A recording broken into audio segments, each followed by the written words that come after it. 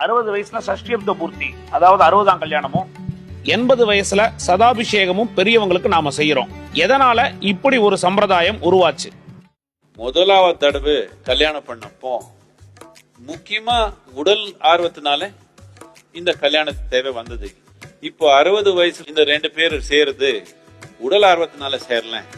இவரு வேற ஒரு ஆழமான ஒரு தன்மை உணர்ந்து திருப்பி கூட சேர்ந்து வானப்பிரஸ்தான் போறாங்க. இப்போ காட்டுல போய் இந்த வயசான ஒரு ஜோடி காட்டுல போய் தனியா வாழிக்கிறாங்க. இது 12 வருஷம் தனியா போயிருந்தா 60 வயசுக்கு வந்தப்போ திருப்பி கல்யாணம் பண்ணி வைக்கிறது ஒரு பழக்கம் இருந்தது. இப்போ கூடயே இருக்கிறாங்க, திருப்பி கல்யாணம் பண்ணிக்கிறாங்க. ஒன்னும் அதுக்கு அர்த்தம் இல்ல. அது ஏதோ ஒரு சடங்கா பண்ணி வச்சிருக்காங்க. அதுல ஒன்னும் பெரிய அர்த்தம் இல்ல. நீங்க கல்யாணம் பண்ணவங்க சுத்தமா இருக்கணும். டெய்லி கல்யாணம் பண்ண நல்லா இருக்கும். டெய்லி காலையில கல்யாணம் பண்ணி புதுசா கல்யாணம் ஆன மாதிரி வாழ்ந்தீங்கன்னா சந்தோஷமா இருப்பீங்கன்னு நான் நினைக்கிறேன்.